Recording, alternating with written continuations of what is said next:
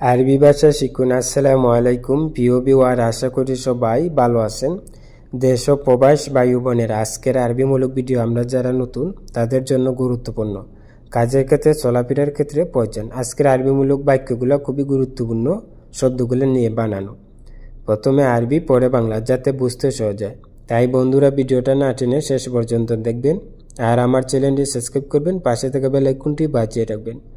আমি আর বেশি কথা বলবো না, আরবি ভাষা শিক্ষা শুরু করা যাক।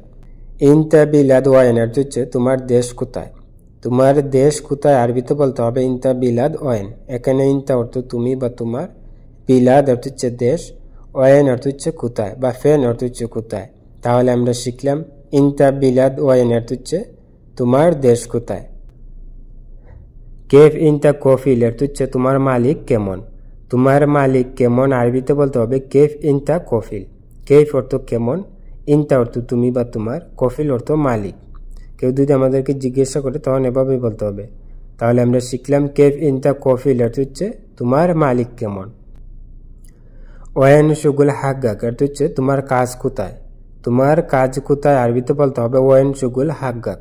এখানে ওয়াইন অর্থ কোথায়, শুগুল অর্থ কাজ, হাগ্গাক অর্থ তোমার। তাহলে আমরা শিখলাম ওয়াইন শুগুল হাগ্গাক অর্থ হচ্ছে তোমার কাজ কোথায়। ইনতা দাওম কায়েম সাহ অর্থ হচ্ছে তোমার ডিউটি কত ঘন্টা। তোমার ডিউটি কত ঘন্টা আরবিতে বলতে হবে ইনতা দাওম কায়েম সাহ। এখানে ইনতা অর্থ তুমি বা তোমার, দাওম অর্থ হচ্ছে ডিউটি। ইনতা দাওম তোমার ডিউটি, কাম অর্থ কত, সাহ অর্থ হচ্ছে ঘন্টা, কাম সাহ কত ঘন্টা।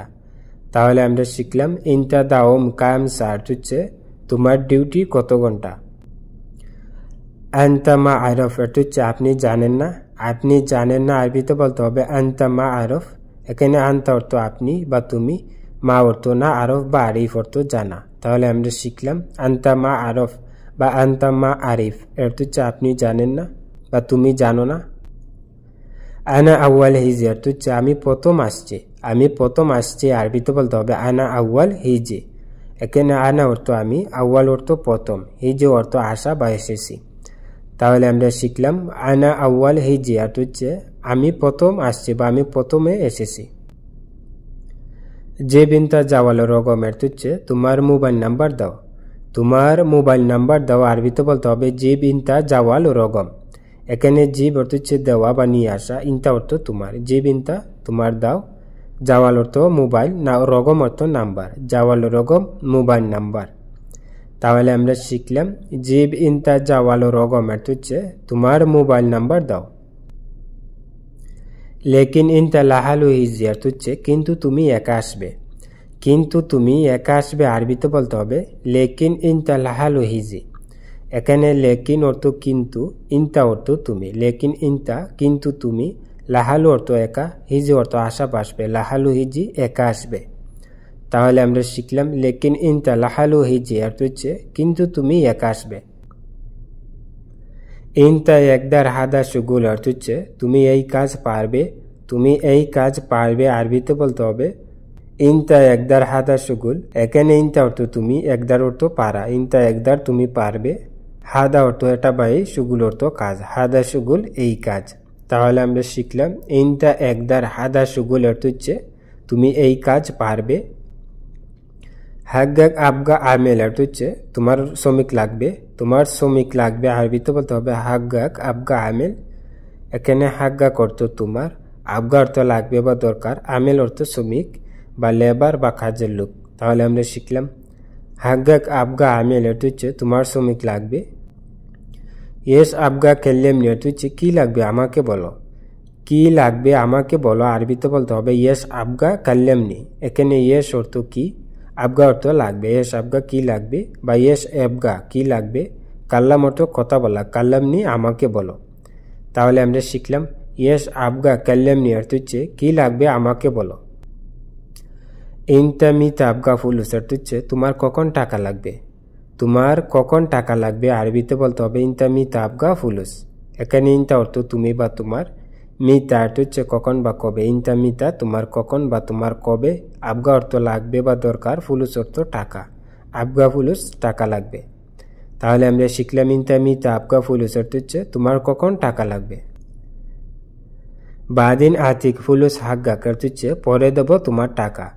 পরে দেব তোমার টাকা আরবিতে বলতে হবে বাদিন আতিক ফুলুস হাগ্গাক। এখানে বাদিন অর্থ পরে, আতিক অর্থ হচ্ছে দিব। বাদিন আতিক পরে দিব, ফুলুস অর্থ টাকা, হাগ্গাক অর্থ তোমার। ফুলুস হাগ্গাক তোমার টাকা।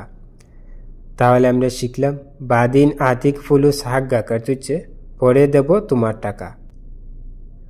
ইনতা জায়েজ নাদিনি অর্থ হচ্ছে তুমি তৈরি হয় আমাকে ডেকো।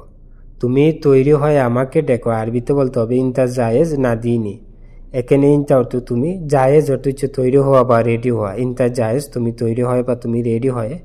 নাদি অর্থ ডাকা, নাদিনি আমাকে ডেকো বা আমাকে ডাক দিও। তাহলে আমরা শিখলাম ইনতা জায়েজ নাদিনি অর্থ হচ্ছে তুমি তৈরি হয় আমাকে ডেকো। আয়না গুসু রাতিব হুয়া অর্থ হচ্ছে আমি তার বেতন কাটবো। আমি তার বেতন কাটবো আরবিতে বলতে হবে আয়না গুসু রাতিব হুয়া।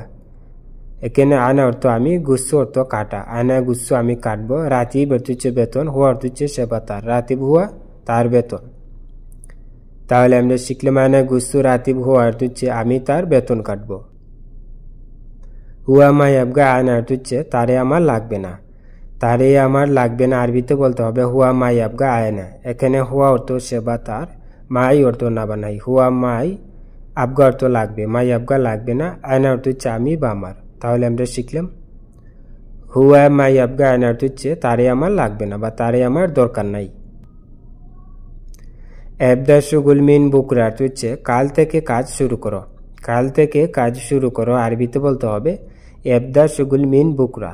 এখানে এবদা অর্থ শুরু করা, শুগুল অর্থ কাজ। এবদা শুগুল কাজ শুরু করো, মিন অর্থ থেকে, বুকরা অর্থ আগামীকাল। মিন বুকরা আগামীকাল থেকে। তাহলে আমরা শিখলাম এবদা শুগুল মিন বুকরা অর্থ হচ্ছে আগামীকাল থেকে কাজ শুরু করো বা কাল থেকেই কাজ শুরু করো। লেশ ইনতা ইজলিস হ্যান অর্থ হচ্ছে তুমি এখানে বসে আসো কেন। তুমি এখানে বসে আসো কেন আরবিতে বলতে হবে লেশ ইনতা ইজলিস হ্যানা। লেশ অর্থ কেন, ইনতা অর্থ তুমি। লেশ ইনতা কেন তুমি, ইজলিস অর্থ বসা, হেনা অর্থ এখানে। ইজলিস হেনা এখানে বসো। তাহলে আমরা শিখলাম লেশ ইনতা ইজলিস হেনা অর্থ হচ্ছে তুমি এখানে বসে আসো কেন। বাদিন গুফরা সাউই নাদাফা অর্থ হচ্ছে পরে রুম পরিষ্কার করবে। পরে রুম পরিষ্কার করবে আরবিতে বলতে হবে বাদিন গুরফা সাউই নাদাফা। এখানে বাদিন অর্থ পরে, গুরফা অর্থ রুম। বাদিন গুরফা পরে রুম, সাউই অর্থ করা, নাদাফা অর্থ পরিষ্কার। সাউই নাদাফা পরিষ্কার করবে। তাহলে আমরা শিখলাম বাদিন গুরফা সাউই নাদাফা অর্থ হচ্ছে পরে রুম পরিষ্কার করবে। ইয়েস ফায়দা সাউই শুগুল অর্থ হচ্ছে কি লাভ কাজ করে। কি লাভ কাজ করে আরবিতে বলতে হবে এস ফায়দা সাউই শুগুল। ইয়েস অর্থ কি, ফায়দা অর্থ লাভ। এস ফায়দা কি লাভ, সাউই অর্থ করা, শুগুল অর্থ কাজ। সাউই শুগুল কাজ করে। তাহলে আমরা শিখলাম এস ফায়দা সাউই শুগুল অর্থ হচ্ছে কি লাভ কাজ করে। মা আতি রাতিব অর্থ হচ্ছে বেতন দেয় না। বেতন দেয় না আরবিতে বলতে হবে মা আতি রাতিব। মা অর্থ না, আতি অর্থ দেওয়া, রাতিব অর্থ হচ্ছে বেতন। তাহলে আমরা শিখলাম মা আতি রাতিব অর্থ হচ্ছে বেতন দেয় না। বন্ধুরা ভিডিও আজ এই পর্যন্তই শেষ করছি। দেখা হবে আবার নতুন কোনো ভিডিও নিয়ে। সবাই সুস্থ থাকেন, ভালো থাকেন। অবশ্যই আমার চ্যানেলটি সাবস্ক্রাইব করবেন, পাশে থাকা বেল আইকনটি বাজিয়ে রাখবেন। যারা অলরেডি আমার চ্যানেলটি সাবস্ক্রাইব করেছেন তাদেরকে অসংখ্য অসংখ্য ধন্যবাদ। সবাই সুস্থ থাকেন, ভালো থাকেন। খুদা হাফেজ।